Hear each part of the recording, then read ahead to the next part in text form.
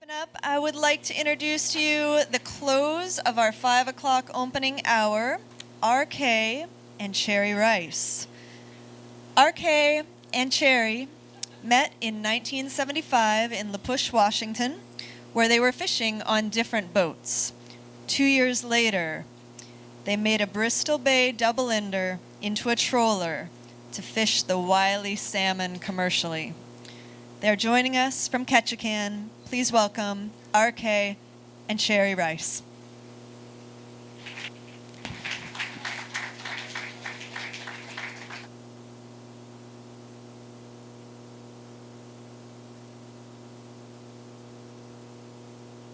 Hello. Can you hear me? Oh, good. Thanks for having us here. It's a new venue every night. Oh, I cannot see. All right, that's because I don't have my glasses on. Well, welcome, Fisher Poets, one and all.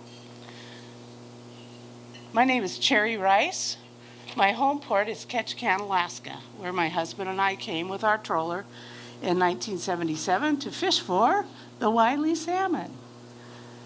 We eventually got a piece of land out of town. The only way to reach it is by boat or float plane. Nice. This is a story told by our float house, which our friend is passing out some pictures. And I don't know, I like visual aid and I need it, believe me. So this is that float house that you're looking at, and the poem is on the back of it, or the story. I'm an old wooden floating house. I'm so often alone in the bay. It's very quiet without the humans here. They have loved me enough to replace my sinking float many times, to fix me up inside enough to be comfortable. There's a happy yellow table in my window. Unusual and interesting things come and go from it. Luminous seashells and curious rocks from the beaches that will show themselves off in my windowsill. Ganyons, leaders, and hooks, a cribbage board, and always a deck of cards. I have visits from great blue herons who gently and gracefully land on my roof, and kingfishers zipping about, catching a fish with every dive, and even an occasional little gray mouse when the summer walk logs are in place. There's a seal who swims in the bay by itself, maybe hoping for some delicious fish to munch. The otters catch crabs and crunch them on my decks. Eagles often cast shadows over me. I keep the humans warm with the wood stove. I'm a cozy place. I don't know how many wood stoves I've gone through. They used to live here year-round, but now, in spring and summer, they often moved on, one way or another.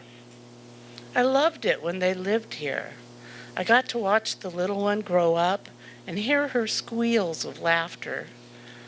Now they bring other loved ones to meet me. They go out fishing and come back and decorate my eaves with hanging silver shiny fish and crabs spread across my decks. I am so beautiful. I was towed to this place many years ago. At first, I was in the outer bay, where I could see the waves, the beaches, and the emerald green puppet mountains.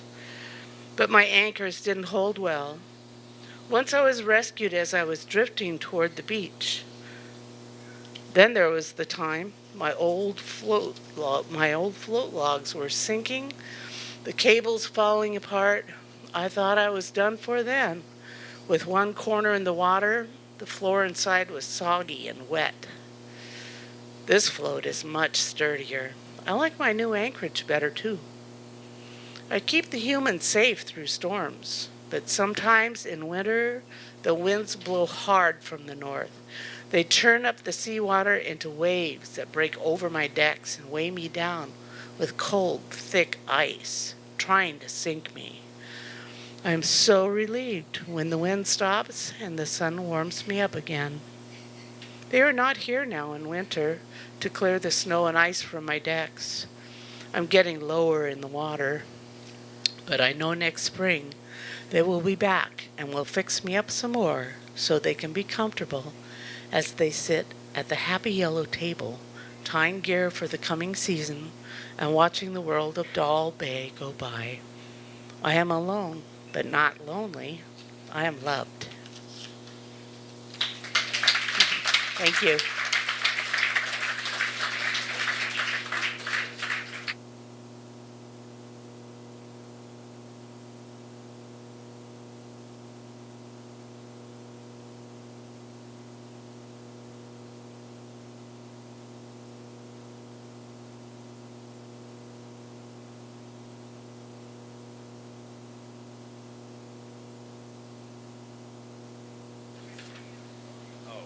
Over here, that's right. Yeah, I'm not a professional entertainer, so I need hints. um, this is a short poem that, well, I'll back up just a minute. We live in Long Beach, Washington in the winter now. And late March, we'll be heading back to Ketchikan. And it's funny, people are go, you come here for the winter? I'll say, well, spend winter in Ketchikan and see if you have a question about that. You know, 100-mile-an-hour winds in Ketchikan are normal in October and November. Not all the time, but we get them every year. So what we say up there is in America they call 100-mile-an-hour winds hurricanes. In Ketchikan we call them October. So it's quite a different climate, and we love it up there, but we've decided to become snowbirds. So this is a short poem written while I was sitting at the yellow table on the float house, looking out over the little bay. Could I stand closer? Okay. Window on the bay. Mirror surface, reflections of forest, mountains, and blue sky. Curious sparkling eyes peering through whiskers. Dimples of tiny hungry fish. Salmon porpoising behind desperate splashing herring. Kingfishers kamikaze diving. Speared, flashing, squirming fish. Stilted blue herons motionless. Beak flashes clamped on writhing fish. Low-tide kaleidoscope, sand speckled with squirming squirting clams, knife-edged blue mussel beds, hungry mink frantically scurrying among the glistening rocks. And that's a view from the table at the float house.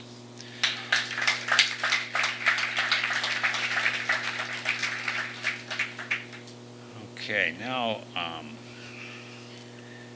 this is a story. This takes place. It's about 1980, and we're in Cordova Bay in southeast Alaska. It was our third year of trolling for salmon up there.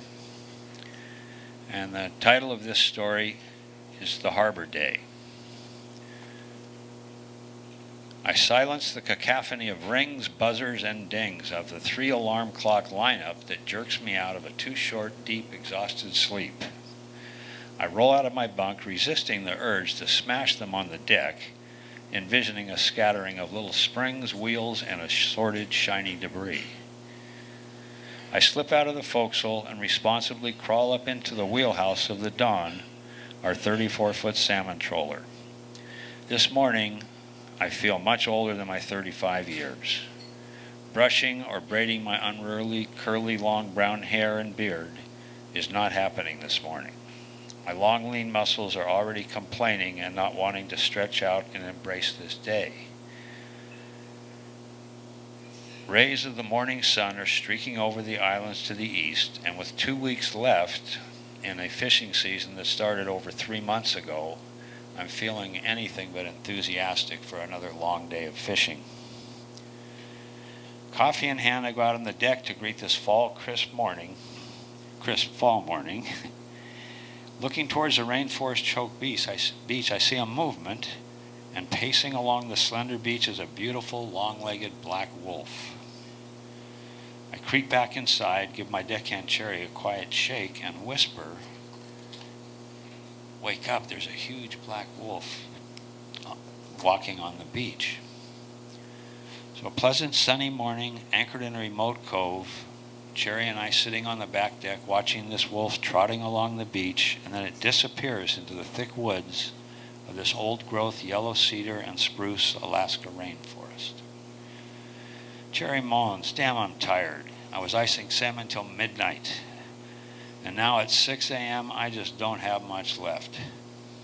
I look at this hard-working deckhand and see a 28-year-old wiry, 150-pound Scandinavian woman with her glacier blue eyes, blonde pigtails, and well-defined muscles.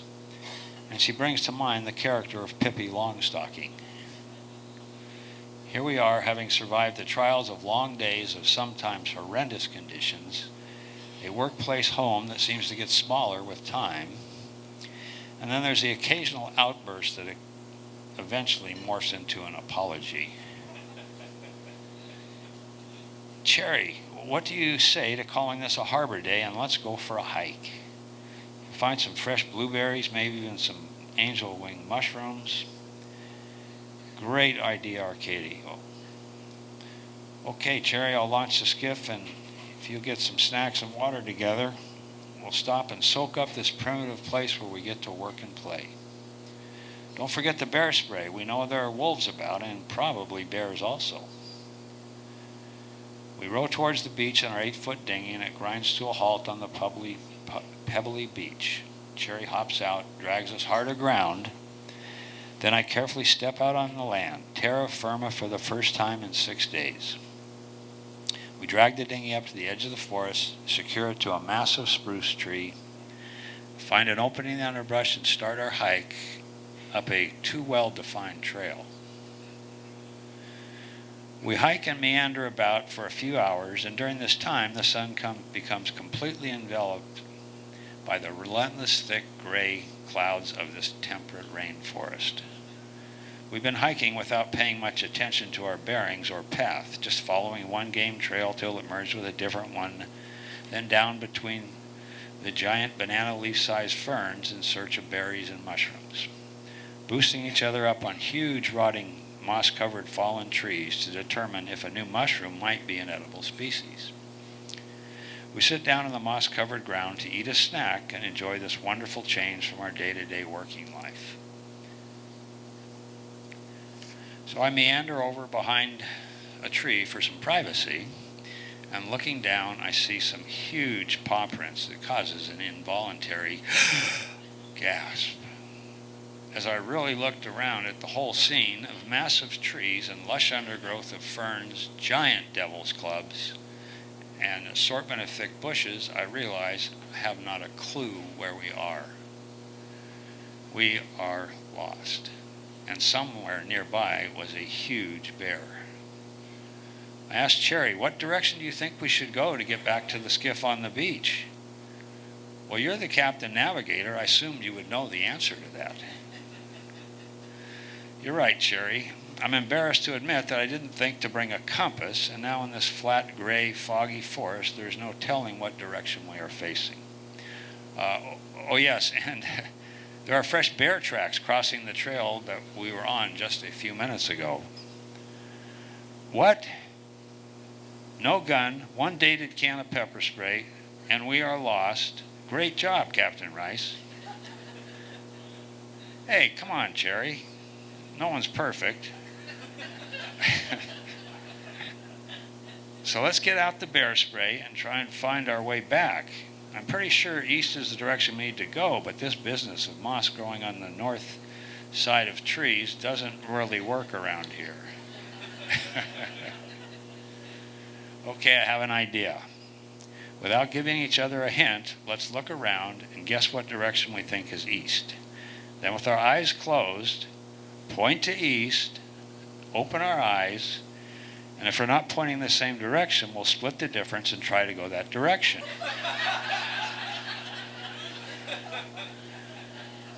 Also, following any stream bed that is running close to our path should eventually take us to the saltwater. You are a space case. But I don't have a better idea. Oh, but I do have one request. If this bear decides to have fresh human on the hoof for an afternoon snack, you will find a place between me and the bear. Yes, sir, ma'am. After hours of fighting through this primordial forest of giant foliage, devil's club with beach umbrella-sized leaves. It was like being in the age of dinosaurs, the size of this foliage, and it was just an amazing place anyway. So after hours of fighting through this primordial forest, crawling and clawing our way over down rotting logs and sliding down steep embankments, we are exhausted, bleeding, and starting to be unsure of our fate. A long, cold night in the forest is the unspoken likelihood as darkness is fast approaching. The added fun will be listening and staring into the wall of black underbrush where there may lurk God knows what. It is now dusk and one last closed eyes navigation before we start gathering firewood and scraping together a makeshift shelter.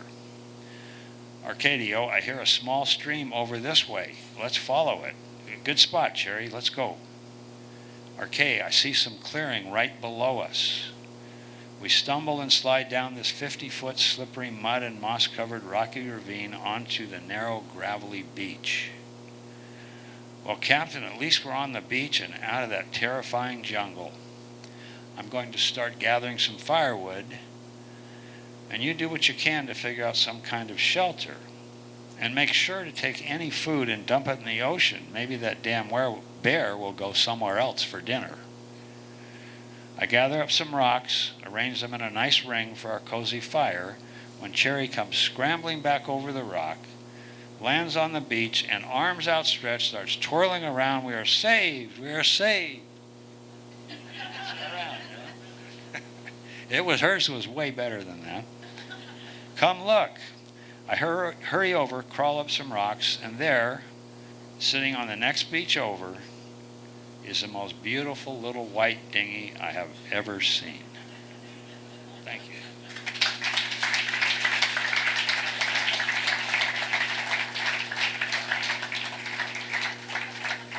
And I don't know if you can see this, but this is a picture of Cherry and I about that time.